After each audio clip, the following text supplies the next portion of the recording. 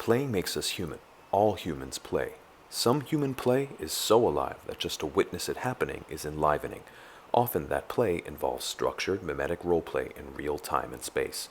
The sparsely surviving records from before the year 1485 in England bear witness to ubiquitous playing, Robin Hood folk games for instance, but it's usually difficult to determine whether medieval English plays were dramatic or scripted, since the medieval English considered all types of play and game generically continuous, but never called any of it drama or theater, let alone art.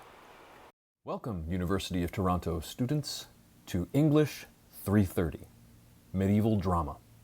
I am the professor for the course, Professor Matthew Sergi, but you can call me Matt.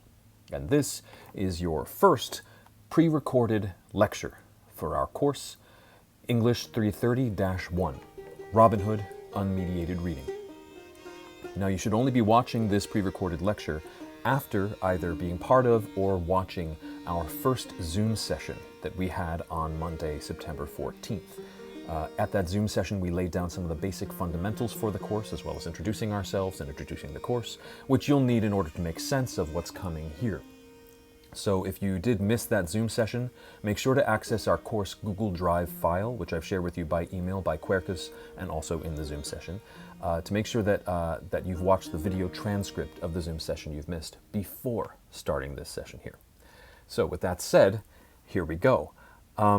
Our course is called Medieval Drama. So you'll see here our timeline covers more than 500 years. So what do we mean by medieval in England? Well, when is the medieval period in England?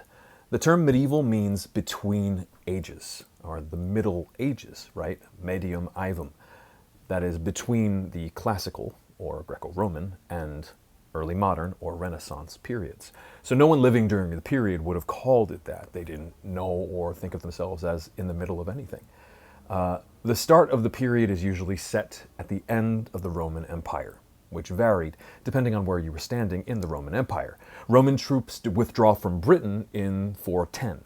The people we now call Anglo-Saxons arrive in Britain in circa 449, initiating the beginning of what we now call the English language and English culture, so we usually take that as a starting point for English history and for the medieval period in England. For an endpoint, we look for the beginning of the gradual cultural shifts now known as early modernity, or the Renaissance, that is the rebirth of values and knowledge that had receded when Rome did, which varied even wider depending on where in Europe you were standing. In London, a reasonable cutoff year would be 1485, when the first Tudor king took the throne. But most of the rest of England held on to medieval cultural practices that we would consider distinctly medieval, for most of the rest of the subsequent century. So it's better to think of the period 1485 to 1603 as a hybrid medieval early modern transition period, but we'll get to that in English 331.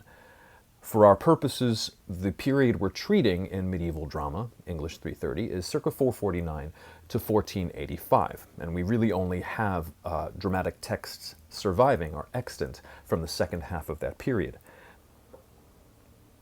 The earliest text we dug into on Monday, Wolf and Eadwacher, was written down, though we don't know when the text was composed as a poem, probably orally, circa 970 in the Exeter Book manuscript, on which we'll talk more later on in term. Was Wolf and Eadwacher, we asked on Monday, an example of medieval English drama? Well, what do we mean by drama in and in reference to medieval England? You see, the trouble is that English speakers, while they often produce performances that we would now call dramatic or drama, did not use the terms drama or theater to refer to their performances until well into the 16th century. If the terms came up before then, it was to refer, by writers usually in Latin, to the long-dead historical theatrum or theater of the ancient Greeks and Romans, the performance practice of which medieval English writers seem to have misunderstood grossly, and which they never seem to have associated with the English performances that their contemporaries were doing. So they don't seem to think of what we would call medieval plays as at all connected to Greco-Roman drama. That doesn't happen really until the Renaissance. Okay. So the term drama is inadequate for a variety of reasons. The terms that medieval players used, medieval drama makers used, and I'll encourage you to use them, were the terms play and game. The terms I'm talking about are here discussed at length in a book called Drama, Play, and Game by Lawrence M. Clopper, whose work I'm paraphrasing somewhat here.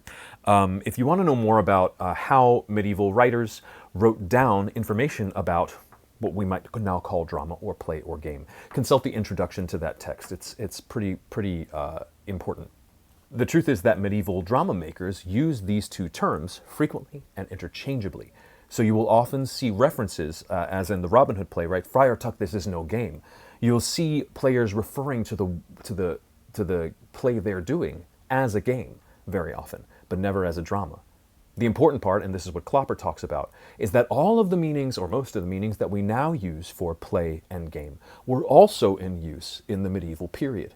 So when we get a record that a play occurred or a game occurred, we have no way of knowing, unless we have further information, whether this was a sporting event, a musical performance, what we would call a dramatic performance, whether it was simply a party, whether it was any number of other things. And so it's hard to discern what's going on in the history of medieval drama for that reason. Notably, though, they will not use the terms theater or drama in the records of the period. Theater, importantly, I'm going to discourage us from using because while now we use drama, theater, and play pretty interchangeably, theater assumes that any live performance is continuous with Greco-Roman traditions that use the term theatrum, theater, and also that the default setting for them was to be performed in a theater, right? A building that's purpose-built for dramatic productions. But late medieval playing places, and indeed early medieval playing places, could have been churchyards, village greens, town squares, marketplaces, taverns, inns, manors, and yards, by the way, the yards of inns is important, manors, parish churches, or their yards, monasteries, cathedrals, tournament grounds, and designated, or not at all designated, outdoor playing areas. You'll note here that on the list of basically anywhere, theaters are not a place where medieval drama could occur. The reason why? Because purpose-built buildings just for drama did not get built, that is, theaters did not get built in England until the 1560s, well after the period we're discussing. We have a lot of preconceptions about what a performance or a play or a drama can be based on the assumption of those traditions. So I want to discourage you from using the term theater to refer to what we're talking about, just to shake up your assumptions as we go. Now, I mentioned in my discussion of the medieval that medieval culture persists in England, and especially the farther north you go, for a solid century after 1485. And you can see evidence of that, for instance, in the range of dates that the York plays were performed. So here, just at the bottom right corner. We're going to zoom in closer on that in later classes. From circa 1377 to 1569, right? You remember we read a York play in our Monday session. It was very similar in its structure to Wolf and Ædwacher. The extant text of the York plays, right? That is the writing down of the single surviving copy of the 46 or 47 York plays that did survive, whose dialogue makes them generally more easily recognizable as plays to modern readers. That gets written down at some point between 1463 and 1477. You see here the yellow dot. The difference between the date of a play text's composition and a play text inscription is crucial here, and crucial throughout our class, right? The composition of a text being when the surviving text or a version of it was created. Think about the oral composition of Wolf and Ædwacher as a dramatic poem, and thus the performance of it as well, versus its inscription, when the surviving copy was written down, right? We know that Wolf and Ædwacher is written down in the Exeter book. We don't know where else it was written down because none of those copies survive, if they did exist. All we have is the thing itself. That thing was inscribed circa 970, but the text could have been composed hundreds of years prior. Same thing with the York plays. The inscription of the York plays, including the play of the creation of the world that we read together in class, that was inscribed between 1463 and 1477. But the play was composed in any year before that. And indeed, the ongoing composition and revision of those plays continued from 1377 to 1569, and may have even started earlier than that, as far as we know. So we begin to think of plays as more fluid things, not necessarily governed by text, but rather producing a series of ever-changing texts across their performance history, of which the texts we have are lucky survivors. The text we dug into first in our Monday Zoom session was Robin Hood and the Sheriff of Nottingham, which, as we discussed in class, is usually dated to circa 1475 or 1476. Just to review, 1475 to 6 is the date of John Sterndale's accounts on the back of Robin Hood and the Sheriff of Nottingham. We looked pretty closely at this. Scholars believe that the document was once part of the collection of Paston letters and papers. The Pastons were a well-to-do family in the Norwich area. Just because this is the earliest Robin Hood play text with dialogue that survives, doesn't mean that this is the only Robin Hood play that was being done. In fact, we don't know how many times this text was performed. The reason we associate the text with the Pastons is because in 1473, that is in the Norwich area, Paston, one of the Pastons, makes reference to Robin Hood and a sheriff performance. He writes in a letter, I have kept him, he's referring to a horsekeeper named W. Wood, this 3 year to play St. George and Robin Hood and the Sheriff of Nottingham. He keeps a worker on the payroll specifically because he wants that horsekeeper to also play in the performances that are being hosted nearby. This tells us a lot of information. It tells us that 3 years these kind of performances are happening. It tells us that another play of St. George was happening. St. George is the patron saint of England, was then, is now. But we don't have that text surviving. And a play called Robin Hood and the Sheriff of Nottingham is the play that Paston is referring to, identical to or similar to the Robin Hood text that we read in class? We can't really know. And part of the reason why is because actually there were a lot of Robin Hood performances happening in England during the period we're studying. Now we only know that from non-dramatic records, like this one. In 1476 or 7 in Croscombe, there's a reference to a Robin Hood performance in the St. Mary's Churchwardens' accounts. That's the people who are keeping track of money for St. Mary's Church in Croscombe. It says, comes Thomas Blower and John Hill, this is in English, and presents in 40 shillings of Robin Hood's reckons. That signals to me that something is going on where Robin Hood is reckoning, either counting up or perhaps collecting money, probably for St. Mary's Church. And so Thomas Blower and John Hill are presenting this money that was reckoned by Robin Hood. And we know it wasn't really Robin Hood because Robin Hood's not a real person. And so there seems to be some sort of characterization happening here involving Robin Hood and something happening in person. Okay, we see more records like that quite a bit, and actually from Croscombe quite a bit.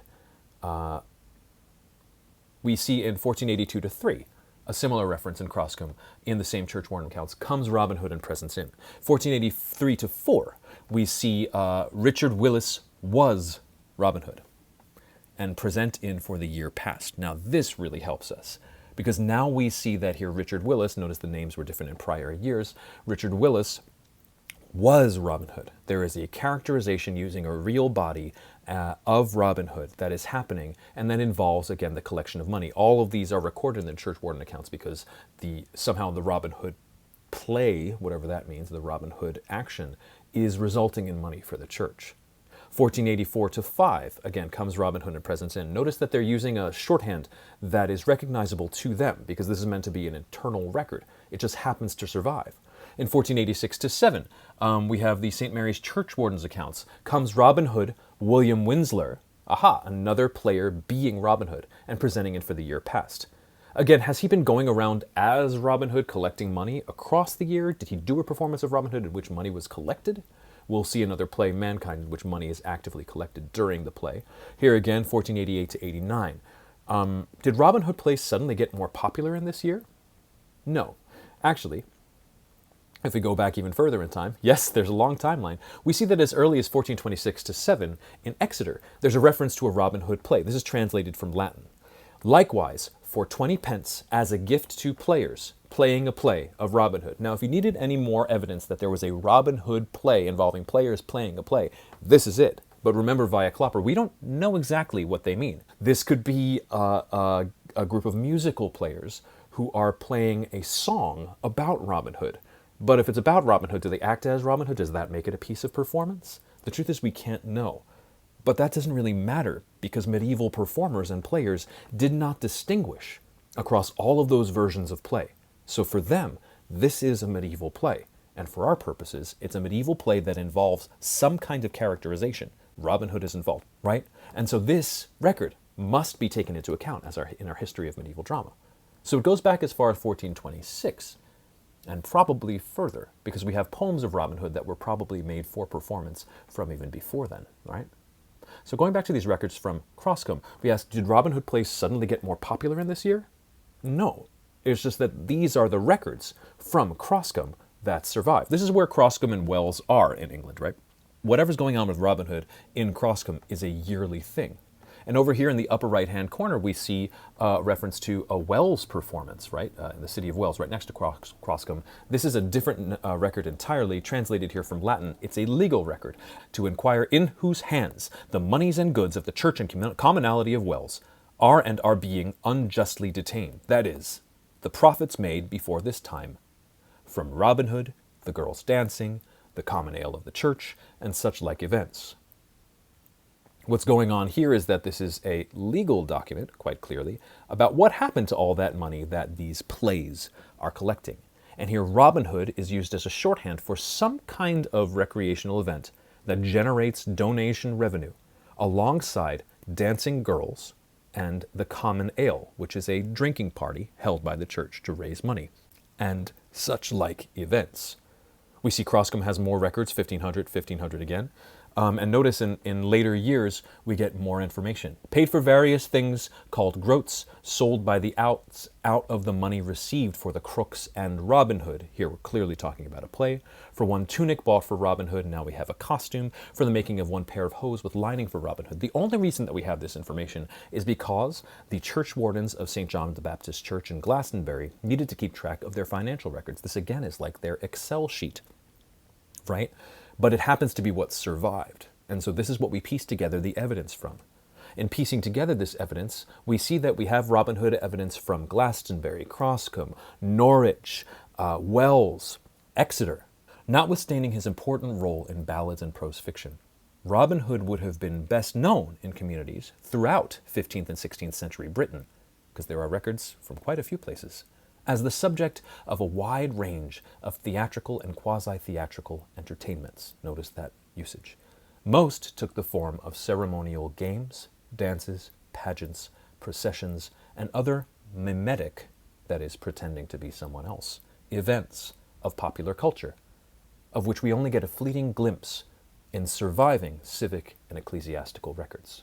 Revels featuring the legendary outlaw appear to have surged in growth towards the close of the 15th century, the end of the period we're studying in this class, and remained popular from the royal court to the rural village green throughout the following century. We have here a tension between what was actually in practice on the ground and what survived. What we have is these non-dramatic records that give us hints of what's really going on and hints about how limited our current range of texts is. So based on the whispers and echoes that are preserved in the extant records, the random financial records and legal records that happen to survive from the period, we can deduce that Robin Hood plays, whatever they may have been, represent probably the most popular secular form of performance that was being done at the end of the period we're studying in 15th century England and 16th century England. But the only Robin Hood play that survives From before 1560. is this. A play that we wouldn't even really recognize as a play if we weren't paying really close attention to what's written on the back of some random Excel file from the late 15th century. Recognizing this as a play requires us to really think about what a play can even be. And the reason why we have to interact with this in its raw form is because when we interact with plays in their edited form, which is this is the Olgren version, or this is the second Olgren version. The first Olgren version just gives us the straight text.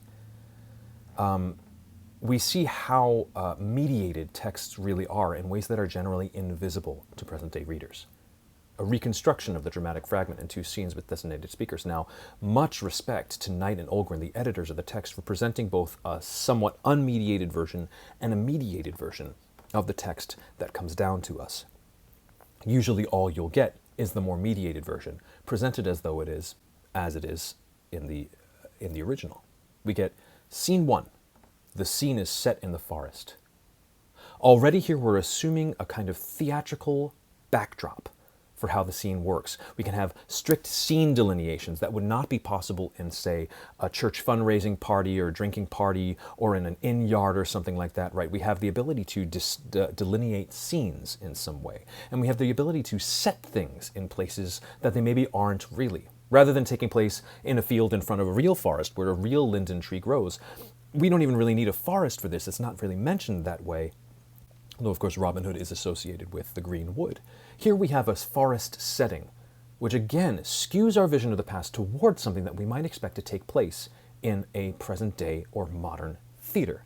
The knight says, "Sir Sheriff, for thy sake, Robin Hood will I take." The sheriff says, "I will give thee golden fee." And then the sheriff continues, "This behest thou hold me." Now, I had to make this recording before we actually had our Monday meeting, so I don't know what we ended up talking about, but I assume, based on experience, that we couldn't really assign that behest line to either the sheriff or the knight, or both of them with any surety. We recognize that the way the text is written, it could be assigned to any of them at any performance. That potential for improvisation and randomness, which is the heart of this performance, is flattened, necessarily, in a mediated scholarly or student edition. The sheriff exits and Robin Hood enters. Again, notice the theatrical bias involved here. We assume that clean exits and clean entrances are possible in whatever space we're working in. Robin Hood, fair and free, under this linden tree shoot we. With thee shoot I will all thy lust to fulfill. Have at the prick, the knight says, unless it's Robin. Robin says, and I cleave the stick. They shoot at the target and Robin wins. Now again, I'm guessing that what we talked about on Monday was about how this play is essentially a series of sporting events that are put in a row that are entertaining to watch in themselves because it's fun to watch people do silly things in sporting events, right? They are plays within a play. And in fact, the play is just a series of little games that are vaguely characterized as Robin Hood events. Here, the game becomes a game as if it were really being played. They shoot at the target and Robin wins. In the modern theater, generally, the assumption is that games that occur or random actions that occur must be predetermined, that the ability for things to go either way, lines to go to either speaker, the wind to go to either speaker, is not available because we expect a kind of repeatability in the modern theater. There is no sign that that kind of repeatability is being engaged here. And in fact, to watch a series of games whose outcome has been predetermined in a row is kind of boring. And when you have a play that is just a series of predetermined games that happen for no reason, but that are not enjoyable to watch as games because they're not really being played, you're kind of just watching something that feels strange, boring, unfamiliar, not entertaining, which is the one thing that a play, by definition, must be. I grant well by St. John.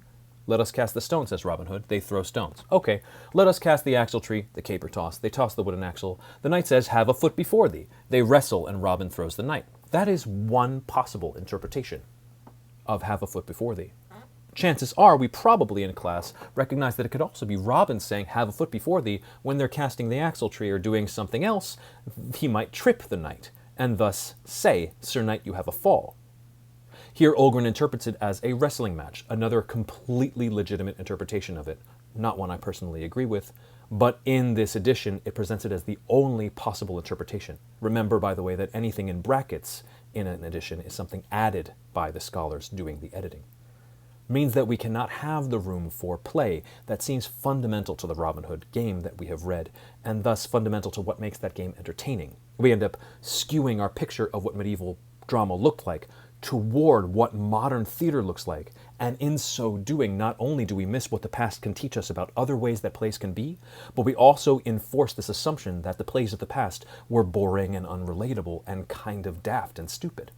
But given the way that modern conceptions of drama and theater have skewed our understanding of what went on play-wise in the medieval period, to the degree that most performance texts have either been missed entirely as examples of medieval drama in the first place, or have been edited into something anachronistic and necessarily inflexible that reflects back more the present day idea of what performance can be than it informs us of what the past could be. And also that creates a past that is thus a series of things that are trying to be modern theater but fail to be because they don't work in that format, right? If that's true, we must learn to read those texts in Middle English, at the very least. We're not going to be practicing manuscript reading here any more than we already have, don't worry. Though that is something you may want to look into, right? But at the very least, we need to avoid translation, adaptation, editorial intrusion to make our own decisions about what could be going on in these texts. And in order to do so, we have to read the text in the language that they come down to us in.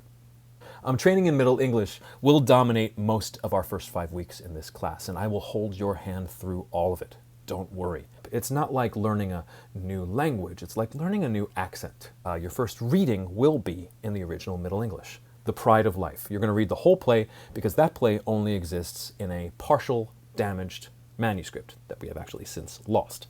Conveniently enough, I produced and directed a historically informed performance of the Pride text with PLS, which is a production company affiliated with the University of Toronto, and that production toured through the UK and Canada a couple of years ago. We developed our own original translation for that text that we used to reach modern audiences. So that translation is skewed in the ways that we skewed it. But it will help you through your reading of the text. And so I've uploaded to our course Google Drive a audio compilation of various performances that we did, all spliced together. You'll often hear the same lines read again and again in slightly different ways, which is helpful both to help you review the lines and also to help you understand how widely variable different interpretations of one line can be. And you can listen to that audio stopping and restarting as you please while you read the text at the Teams Middle English Texts website that we introduced in our first Zoom session. So please open those files now, the audio accompaniment for The Pride of Life and the text of The Pride of Life that you can get at the Teams site, and read it. That's your first reading assignment for our class. Enjoy it. If you get completely lost in the language, just try to read along and listen to the fun readings while you do. And try to piece together which word or which line fits the lines you hear. You'll get multiple chances to do it. So enjoy that, and after that, please continue on to Lecture English 330-2. Thanks.